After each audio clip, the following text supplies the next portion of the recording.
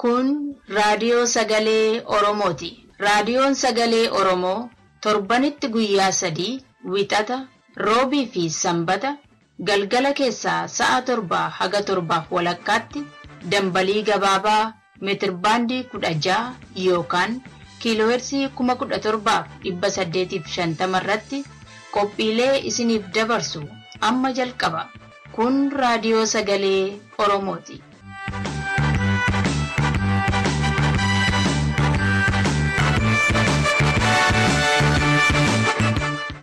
Gootota qabsoof kuftan faajjii keessan kaafnee dhaamsa keessan fuunee xurree dhiigaa baafna nutis irra buunee diinaa leelaa jirra of boodan deebinee gootota Oromoo yoomuu si yaadannaa of boodan deebinu qabsoon itti fufnaa waadaa waliin galle bakkaanis ni keenya diina hidda buqqifnee kumaa keessan baafnaa diina hidda buqqifnee kumaa keessan baafnaa. Akka murtan kabajamtoota hordoftoota sagantaa keenyaa eebila 12/2014 qophii keenya har'aa keessatti kaayyoof warii marii isinii qabannee dhiyaanneerra. Kaayyoon qabsoo bilisummaa Oromoo keessatti gootota kaayyoo Oromoo dhugoomsuuf lubbuu isaanii qaalii wareegaman irratti xiyyeeffata. Wariin marii handhuura Oromiyaa kan taate Finfinnee irratti marii gaggeeffame isinii qabannee dhiyaanneerra. Sin keessumsiisuudhaan kan isin waliin turu ana biiftuu waltajjiiti. Hunda kan dursu oduudha. Amma gara oduuttan isin dabarsaa. Magaalaa Baardaaritti torbee 2 Oromoo arrabsaa turuun Amboo fi Sulultaatti dubbii kaase. Sulultaatti qabeenyaa fi namarras miidhaan ga'eera. Kaleessa hordoftoonni amantaa Musliimaa hiriira mormii bahanii warri mana hidhaa turan immoo mana murtiitti dhiyaatanii ture. Jimmatti barattoonni Oromoos gaaffii kaasan. Mooyyaaleetti waraanni bilisummaa Oromoon tarkaanfii fudhadhee jedha. Guyyaan gootota Oromoo biyyoota adda addaa keessatti kabajamaa oole. Keeniyaan immoo baqattoota hiraarsaa jirti jedhamee kan jedhu oduu gurguddoo har'a qabnu keessaati. Akka mooltan dhaggeeffatoota keenya galgala kanaaf oduu kan isinitti himu Andassuu Duulaati. Waldorgommii ispoortii Itoophiyaa arfaffaa Baardaaritti warra biyyattiitiin torbee 2 Oromoo arrabsaa turuun magaalaa Amboo fi Sulultaatti dubbii kaase. Arrabsamuu Oromootiin kan xiqqeeffaman dargaggoonni Oromoo fincila kaasanii. Jimaata kaleessaa magaalaan Sulultaas to'annaa poolisii federaalaa jala galteetti jedhe gabaasaan raadiyoo sagalee Oromoo Sulultaa deemee ijaan kan arge. Magaalaa Sulultaatti kamisa darbee walitti bu'iinsa Oromoo fi Amaaraa achi jiraatan jidduutti ka'een qabeenyaa fi namootarra miidhaan ga'eeraa jedhe gabaasaan keenya kun. Jimaata kaleessa hordoftoonni amantaa Musliimaa Finfinneetti mootummaa irratti sagalee mormii dhageessisaa oolan.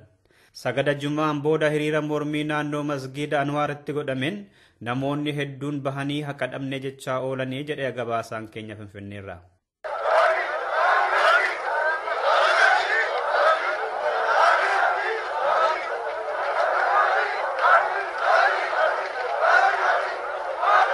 Haga oduun kun qindaa'etti hiriira sanaan wal qabate miidhaan ga'eeru hin gabaafamne. Mootummaan bakka buutota hordoftoota amantaa kanaa jeequmsa kaasanii ittiin jedhee ganna 3 dura hidhes kaleessa mana murtiitti isaan dhiyeessee ture jedhe gabaasaan keenya kun. Murtiin kenname garuu hin turre. Ammas kaleessa barattoonni Oromoo Yuunivarsiitii Jimmaatti hiriira mormii bahanii. Qeerroon bilisummaa Oromoo akka jedhetti barattoonni Oromoo hiriira bahanii akka mirgi abbaa biyyummaa Oromoo kabajamu lafti naannoo Finfinnee fi mootummaa federaalaa jala galchuun haa dhaabbatuu fi maxxansi barruu Amaarinyaa Inquu jedhamu waan saba Oromoo xureessuuf akka dhaabbatuu fi inni baay'ees akka gubatu jechuudhaan gaafachaa oolanii. Itoophiyaa keessatti quunnamtii saalaa wal fakkaatu irratti hiriirri mormii gara ji'a kanaa dhumaa irratti godhamuudhaaf akka jiru gartuun qindeessan 2 beeksisan. Waldaan dargaggoota Itoophiyaa fi Bataskaanni Ortoodooksii kamisa darbe akka himanitti biyyattii keessa quunnamtiin saalaa dhiiraaf dhiira jidduu haalaan babal'ataa jira. Balaa kanaaf daran daa'immantu saaxilameera jedhani Darajjee Nagaash durataan waldaa Bataskaanaa Wayne Abune Taklaayimaanoot. Dhiyeenya caffee biyyattiitiin ni ragga'aa jedhamee kan eegamu seerri nama hidhameef dhiifama godhu namoota akkasii hin laallatu akka Aljaziiraan jedhetti. Waraanni bilisummaa Oromoo godina Kibbaa keessa socho'u roobii darbee magaalaa Mooyyalee keessatti loltuu mootummaa Itoophiyaa 5 irratti tarkaanfii fudhadhee jedhe. Ajajaa godinichaa wabeeffachuudhaan oduun raadiyoo sagalee Oromoo qaqqabe akka jedhutti Waboon waraana mootummaa Mooyyaalee ganda Arbalee keessa raadaara waraanaa eegan haleelee 2 irraa ajjeese 3 madeesse. Dhimma kanarratti haga oduun kun qindaa'etti mootummaa Itoophiyaarraa waan jedhame hin jiru. Kana qulqulleeffachuudhaaf kan yaalles nuuf hin milkoofne. Har'a guyyaan gootota Oromoo biyyoota garaagaraa keessatti kabajamaa jira. Eebila 15 gootonni Oromoo mirga saba isaaniif osoo falmaniitii kufan guyyaan itti yaadatamudha. Guyyaa kana baatii kana keessa Oromiyaa keessaa fi biyyoota ambaatti Oromoonni akka haala naannoo isaaniitti kabaju. Eebila 12 har'a Oromoonni biyya Skandinaaviyaa Noorweey Oslootti, warri Swiizerlaandii magaalaa Bernitti, kan Ingilizii Londanitti, warri Jarmanii immoo Firaankifartitti, Noorweey Hogolaandittis bifa OA'dhaan bakka Oromoonni hedduun argamanitti kabajamaa oolee jedha oduun achirraa nu gaggahaa jiru. Ayyaanni kun gaafa eebila 19 Kanaadaa Torontootti, US Ameerikaa Atlanta Joorjiyaatti, Awustiraaliyaa Meelboornitti, USA Minnesotaatti kabajama. Eebila 26 fi 27 immoo Columbus Ohio fi Ingilizii Manchesteritti kabajamuudhaaf sagantaan baheera. Guyyaan gootota Oromoo bara 1980 irraa kaasee uummata Oromoo fi adda bilisummaa Oromoo biratti kabajamaa yoo naga'e. Oromiyaadhaaf sirni arjoomina kitaabotaa har'a Minneapolis US Ameerikaa keessatti gaggeeffamaa jira. Gareen dhaabbata Books for Africa jedhamu akka beeksisetti hanga bara 2020tti Oromoota miiliyoonaaf kitaabota miiliyoona 1 kan jedhu sagantaa baafateen galmaan gahuudhaaf itti jira. Kanaafis har'a eebila 12 bara 2014 waaree booda sa'aa 5 hanga sa'aa 9tti sirni nyaataa, dhugaatii, agarsiisa aadaa, ragadaa fi agarsiisa uffataa Minisootaa magaalaa Saampoolitti godhama. Kanaafis Oromoonni fi warri yaadicha deeggartan akka irratti argamtanii jedha odeeffannoon nu qaqqabe. Dhumarrattis Keeniyaan Naayiroobii keessatti kolugaltoota gooluu hidhuu fi gara biyya irraa baqatanitti humnaan deebisuun akka itti fufetti jira. Haga yoonaatti baqattoota gara 4,000 ta'an bakka adda addaatti hidhamaniiru. Dhaaba isaa waaq jira dabalata isaa qaba.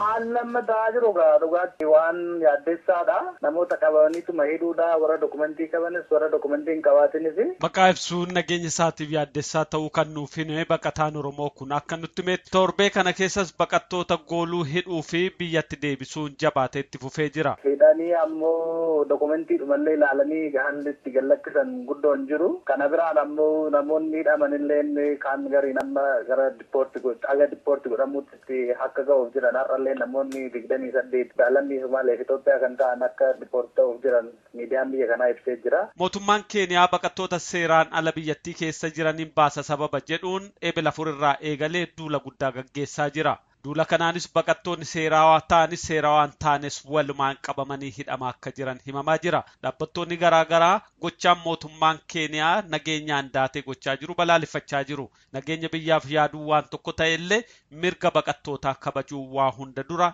eegamuu qabaa jechaa jiran. Dhaggeeffattoota keenya har'a galgalaaf oduun qabnu kanumadha. Qophiilee keenyaaf waliin turtii gaarii.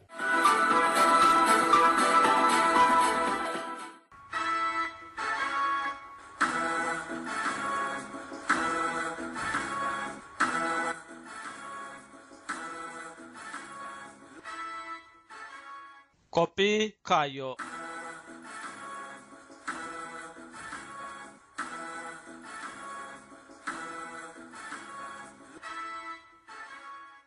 Baatiin eebilaa akka raadiyoon sagalee Oromootti ji'a Oromooti. Dhaggeeffattoota keenya qophii kaayyoo. Sagantaa keenya irraa keessatti kaayyoon Oromoo maal akka ta'ee fi kaayyoon Oromoo akkamiin akka jiraate isiniif seenessina. Nu waliin tura. An qopheessaan qophii kana dhaaba isaa waaq jiraati.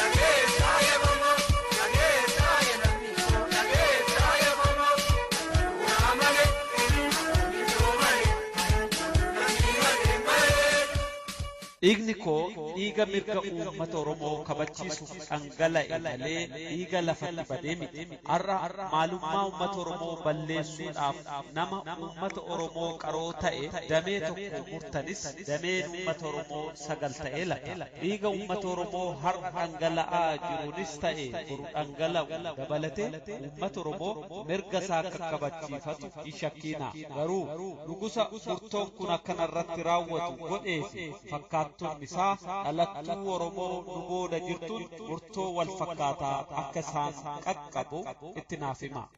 Kana kan dubbate Jaalmaammoo Mazammir ture. Jaalmaammoon yeroo murtiin du'aatti darbee gara du'aatti geeffamaa turetti illee waan saba isaatiif gumaachetti hin gaabbine. Inumaayyuu murtiin isatti kennamte kumaatamaan dammaqsee akka hiriirsu mul'ata isaa fageessee himeetu achumaan wareegame. Gooti kun hedduu hin jiraanne kan dhalate bara 1936 ture Oromiyaa giddugalaa keessatti. Kan fannifame immoo bara 1969 ture. Kan isa fannisiise cunqursaa fi roorroo uummata Oromoo irra gahaa ture argee bira darbuu waan dadhabeef malee laga ce'ee qe'ee namaa weeraree miti. Kanaaf kan wareegame, kanaaf kan kufeef. Kaayyoo saba Oromoo guddicha san jiraachisuuf dirqama qabu waan baateef wareegame. Seenaa Oromoo keessaa akka hubannutti gootota hedduun dantaa Oromoo kana jiraachisuuf lubbuu isaanii, qabeenya isaanii, walumatti jiruuf jireenya isaanii wareeganii jiru. Ammallee wareegaa jiru.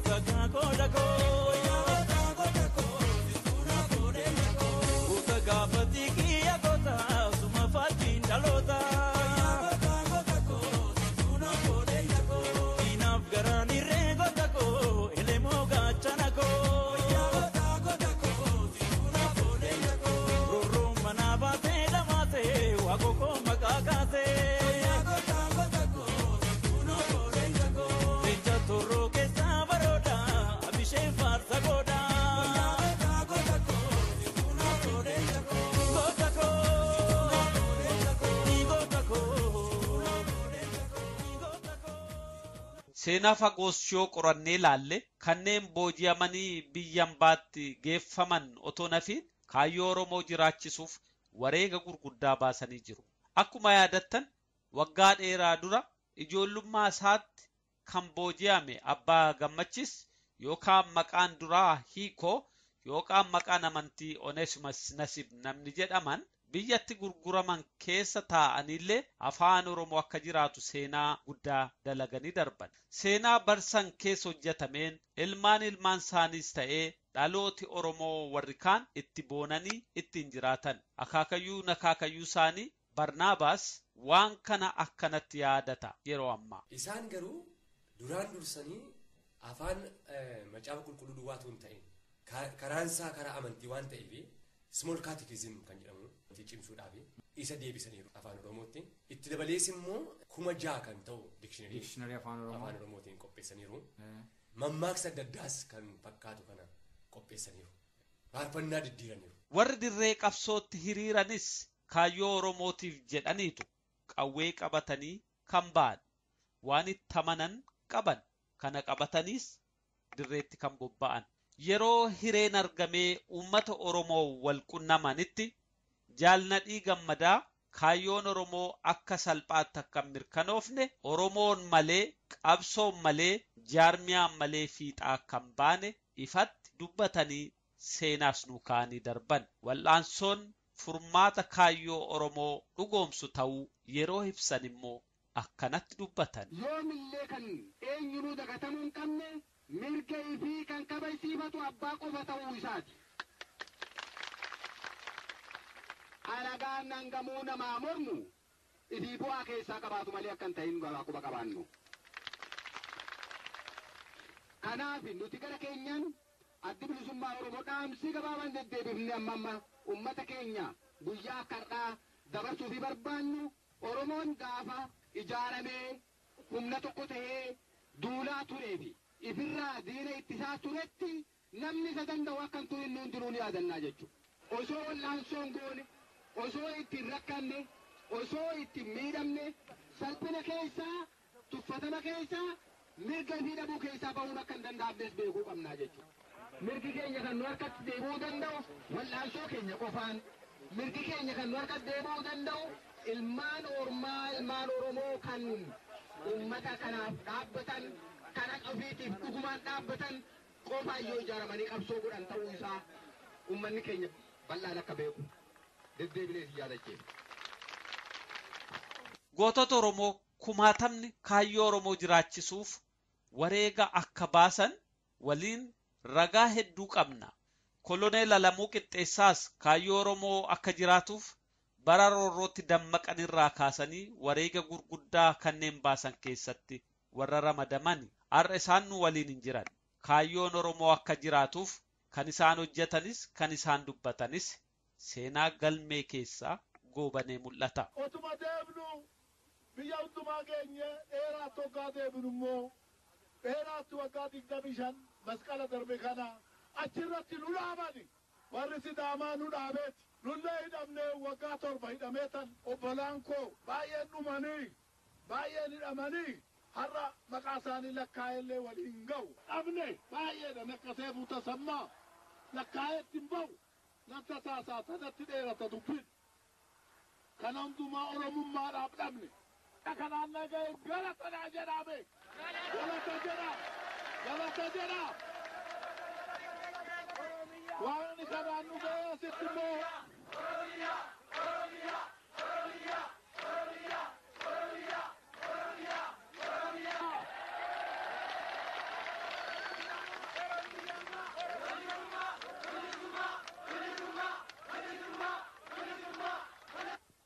wanti isinitti dhaamoo jiraate kiristaana islaama kuni kana jettanii waliin qoodatina. Akkasuma kanneen akka Jaal Elemoo Qilxuu biyyatti baqatanii jiruu eegalan keessa qawwee hidhatanii saba isaanii bilisoomsuuf hoggayyuu qabamanii hidhamanii saamamanis xiiqii isaanii qabatanii haga dhumaatti qawwee lafa Oromoo irratti dhukaasanii kun sagalee bilisummaa Oromooti jechuudhaan wareega ishiidhumaa dhandhaman. Jiisaa beekaltuu dhufe. Jiisaa beekaltuu dhufe. Namni qawwee qabu dhiira.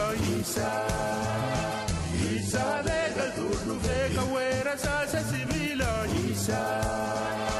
Jiisaa beekaltuu dhufe. Namni kiilaash qabu leenca.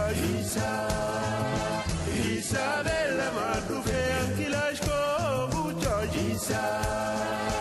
Jiisaa beelamaa dhufe. Fadistee isatti nalbaase. Jiisaa beelamaa dhufe. Bilisummaa fi najjeessa. Jiisaa beelamaa dhufe. Dabuun bahaana gadhiisa. Kun dhalooti akka dammaqee qe'ee abbaasaa lafa abbaasaa seenaa abbaasaa irratti of wareegee kaayyoo saba isaa jiraachisuuf utubaa guddaa kaamee darbe.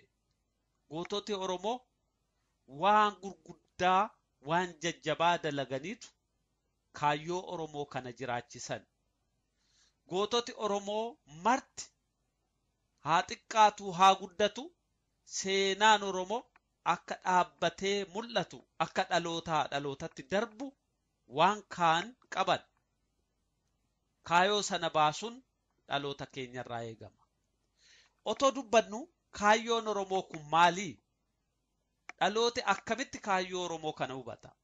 Mee kaayyoon Oromoo maal akka ta'e waan dhalooti keenya har'aa yaadatanii fi nu himan isin yaa qoonnu. Kaayoo jechuun kaayarraa dhufana fakkaata.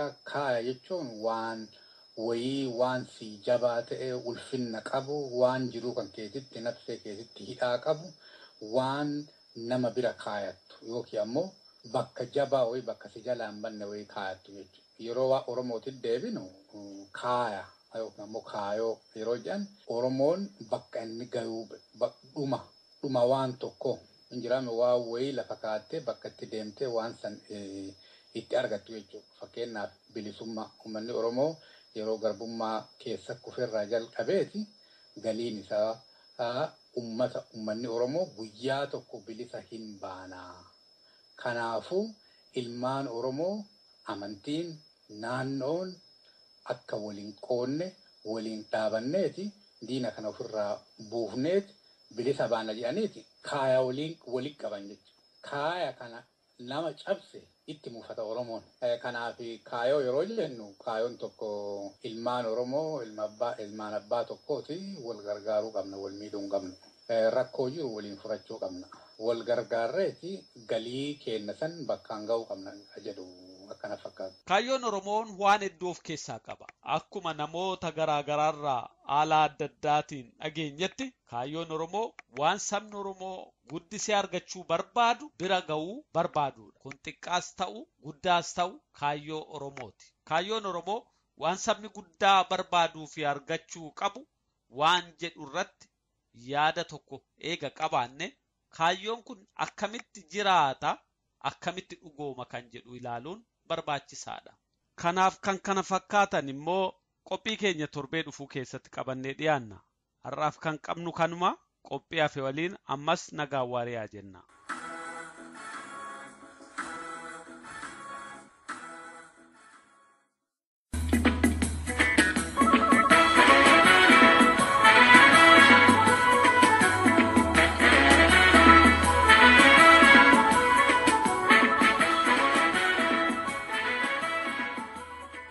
Qophii waarii marii.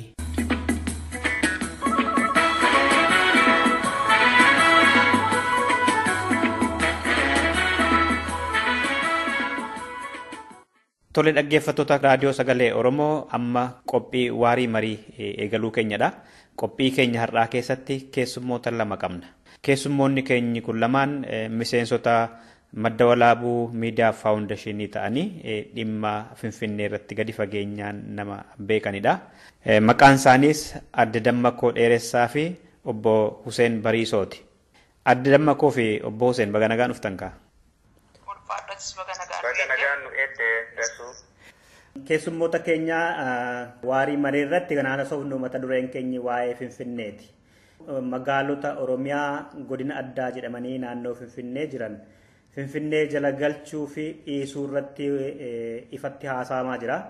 Eenyuma kanayyuu seeraan magaalota Oromiyaa naannoo Finfinnee jiran Finfinnee jalatti galchuudhaaf erga galmii qabamee keessummoonni taa'anii biiroolee Oromiyaa warri hoogganan irratti argamanii sirnicha raawwachuuf erga jedhamee booda kaabineonni caffee Oromiyaa walii galuu dadhabuudhaan sirnichi guyyaa biraatti hafe.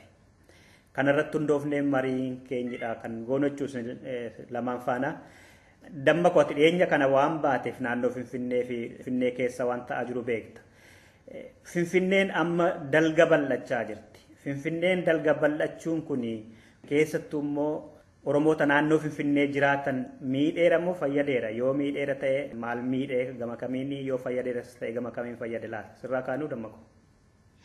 Faayidaan Oromoo naannoo Finfinnee jiraatu buqqaasuun kun federaalii fi faayidaa qabaachuu ni danda'a. Maaliif lafa jiruun warri Finfinnee keessatti godaananii ijaarratanii jiraachuudhaaf isaaniif faayidaa qaba. Qotee bulaa Oromoo naannoo sanaa buqqa'uuf garuu miidhaa guddaa qaba.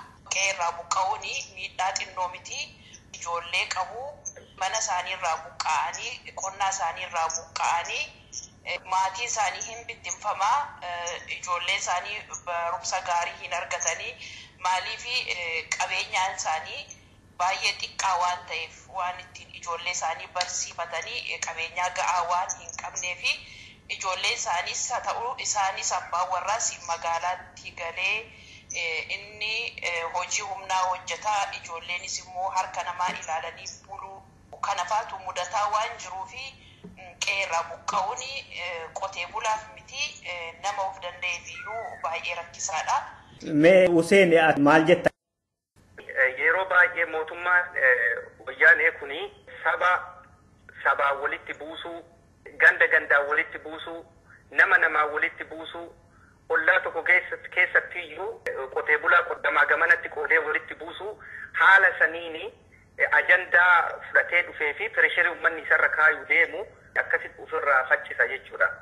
Finfinneen babal'ifnee naannoo olii gadi gara Sabbataa, gara Sulultaa, gara Daadii olii gaditti qarreesiitiin qotee bulaa bakka sochoofneeti bal'ifna yoo jettan taate kun jiruuf jireenya qotee bulaa akkuma obboleettiin si'a jettetti jiruuf jireenya qotee bulaa irratti sooshaali ikoonomikaalii karaa adda addaatiin dhiibbaa guddaa fiduu danda'a. Magaalonni naannoo Finfinnee jiran kan Oromiyaa keessa qara turan magaalaa Finfinnee jalatti yoo bulan miidhaa qabamu oo bu'aa qabaa ka jedhu namoonnummaan bulchiinsa mootummaa sanii naannoo Oromiyaatitti fidoo keessaan hoogganamanii fi bulchaa jiran mataan isaaniitu beekumsi isaanii xiinxalli isaanii laala'aati waan tokko tokko ofirraa faccisuu eegalaniiran jechuun dandeenya. Kun maali? Sodaa miidhaa inni qabu waan dhundhumaniif ifaan ifatti sodaa miidhaa wanti kun fiduu ufaaf ottis waa inni fidu waan beekuuf jecha yoo gabaabsineetiin jenne miidhaa guddaa uummanni Oromoo bakka kamittiyyuu dhimma kanarratti walitti qubatee walitti dubbatee dhimma kanarratti haasaa badhaa godheetiin irratti hojjechuu qabaata jedhee yaadaan. Mee asirratti lamaan keessa nu deebisuu dandeessani gaaffii ittaanu kana. Bara tokko magaalaan guddoo Oromiyaa Finfinnee keessaa haa baamu jedhamee Adaamaatti galaa jedhamee waldaan Maccaa Tuulamaa fi barattoonni Oromoo Yuunivarsiitii ka'anii waan irra ga'ame ni yaadattu lamaan keessaniyyuu. Ammoo inni kun fincila kaasuu ni danda'a laata? Barattoonni fa'aa waldaan Maccaa Tuulamaa macuufamee jira garuu akka waliigalaatti Oromoo dhumti fincila kaasa jedhamee eegama. Gaaffii gaariidha baay'ee. Akkaataan kaka'umsa isaallee kan yeroo sanaa caalaatti kan nama kakaasudha. Garuu dhiibbaa uummata Oromoo irratti godhamuun uummannis baay'ee waan miidhamaa jiruu fi ukkaamsuu danda'u laata kan jedhuni akka nama tokkotti sodaa qaba malee haalli amma jiru kuni kan yeroo magaalaan guddittiin Oromiyaa Finfinnee keessaa bahee Adaamaa adeemu kan jedhame sana caala kun miidhaan inni geessisu isa waan caaluufi hin kaasaa garuu uummanni garuu ka'uudhaaf hammam kaka'umsa hammam akka ta'e tilmaamuun akka nama tokkotti amma na rakkisana. Lafa naannoo Finfinnee warra jiran kana dabareedhaan si'a sadiitti qoodame hanga dheeraatti fudhatamuuf deemaa jedha keessa mootummaatii odeeffannoon bahe hanga Arsii keessa dheeraatti deemaa. Amma naannoo Finfinnee warra jiran itti aanee hanga Adaamaatti sadaffaarratti dheeraa gahaadha. Karrayyuu faallee warra caffee doonsaallee buqqisuuf deemuudha. Kamiseellee ni ga'a wanti kun. Kana jechuun immoo adeemsa keessa akka lafa Filisxeemii fi Israa'elii ta'uuf deemaa lafti Oromoon giddu galeessa irra jiru. Booda riiferendamiin illee gaggeeffame Oromoon achitti xiqqaachuuf deemaa lafni sun irraa fudhatamuuf deemaa jedhu. Mee kana kanaan waliin qabsiistee waan jettu qabdaa? Wanti obboleettiin tiyya jette suni dhugaa maaliif keessumaa mootummaa Oromoo magaalaa Finfinnee irraati gara Adaamaatti haa deebi'u yeroo jedhamee dubbatame sanii waliigalatti uummanni Oromoo mormii guddaa geesse jechuudha. Amma yoo fincila kaasaa jettee na gaafatte yeroo ammaa mootummaan kun akkamitti uummata akka hidhee jiru haalli jiru jireenya akka baay'ee xiqqaalii ta'ee jira. Yeroo ammaa mootummaan kun maal godhee jira barattoota baay'ee fuudhee gara yuunivarsiitiitti galchee akaakuu barumsa appilikeeshinii achitti hin qabne kanneen barsiisee gadi yaaseetiin akka hojii dhabeeyyii godhee raasaa irratti naqeera jechuudha. Uummanni kun jiraachuu waan barbaaduu fi hojii barbaadata jechuudha. Hojii ammoo kan argatu memberii isaanii ta'uu qabaata dirqamatti. Akkaataa kan kanaan hidhee jira jechuudha. Even hojjettootallee barattootallee jechuudha. Karaa saniitti ammaan tan uummanni lafaa ka'ee fincila kaasaa uummanni maal godha? Lolachuu danda'a ka jedhu baay'ee nama dhiba maaliif faaktaroota baay'ee dhaluu qabaanna jechuudha. Uummanni immoo waliigalteedhaan miidhaa magaalota babal'isuu kun fidu uummata Oromoo irratti qotee bulaa naannoo san jiru irratti uummanni beekeera barateera hoo jette tun amma olee da'ee jira namni baay'ee beekeera beekeetiin iyyuu kaafoo dhaabate jechuudha. Kun immoo gara Adaamaa deemaa gara dheeraatti deemaa ka jedhamu kuni argitee waan dhigigisuu fi ka dhaga'u wallaalu jedhanii argitanii garam akka deemamaa kanumarraa iyyuu hin beennaa suni waan shakkii tokkollee fiduu miti jedhee fudhadha. Mee amma mootummaan akka jedhu kaartaa yookaan pilaanii magaalaa Finfinnee waliin kaasneerraa magaalota naannoo Finfinnee kan jiran Oromiyaa jala kan jiran Finfinnee waliin kaasuun kun immoo magaalonni sun Finfinnee waliin walqixa akka guddatan isaan taasisaa wal deeggaruu ogummaadhaanii kanaaf waliin guddatu jedha mootummaan. Kuni maaliif dhugaan ta'u sumarraan ka'amee Huseen? Kun dhugaan ta'u maaliif dhugaan taaneefi kun kaayyoo mootummaan lafa kaayateeftu jira waan kana waan eegaleeftu jira jechuudha. Maaliif karaa tokko osoo fudhadheetiin jedhee karaa lafaatiinis ta'ee karaa qabeenya diinagdeetiinis ta'ee kan irraa argatu mootummaan federaalaa kun jechuudha ka TPLFidhaan hoogganamu naannoo Oromiyaati. Mootummaa naannoo Oromiyaa kana gaafannee naannoo biraa misoomsuu yookaan Finfinnee keessattuyyuu wanta barbaadan goolii fi bakkaan gahachuu yookaan mormiin isaan qunnamuu waan danda'uuf kana shakkiirra waan ka'eef maal godhuu walitti qabaniiti nu wajjin guddachuu qabaatu ol guddisuu qabaannaa jedhaniitiin kaa'u jechuudha. Kun immoo dhugaa ala wanti dhugaa ala ta'uufi kophaa ofiititti wanti isii guddisuu dhoogu maali? Faaktarii lafa kaayaa sabbataan kophaa ofiititti guddadha yoo jette magaalaa san guddisuu wanti isii dhooga maali? Faaktarii dhooge maali? Qara jalqabumarraayyuu jechuudha. Magaalota sulultaa haa ta'u kamiyyuu haa ta'u naannoo Finfinnee ka jiran san faakteriin magaalaa san guddisuu dhoogu lafa kaawameera uummatatti mameera. Faakterii kana lafan kaayani maaliifuu sodaa waan jiruuf akkanumaan dimshaashumaan lafa kaa'u jechuu kaamsuudhaan. Dhaggeeffattoota keenya marii kana sa'aatiitiin daangeffamne itti fufuu hin dandeenyu kanaa booda. Kanaaf kutaa lammaffaasaa torbee qabannee dhiyaanna. Waan qophii keenya dhaggeeffattaniif horaa bulaa. An Dassuu Doolaati.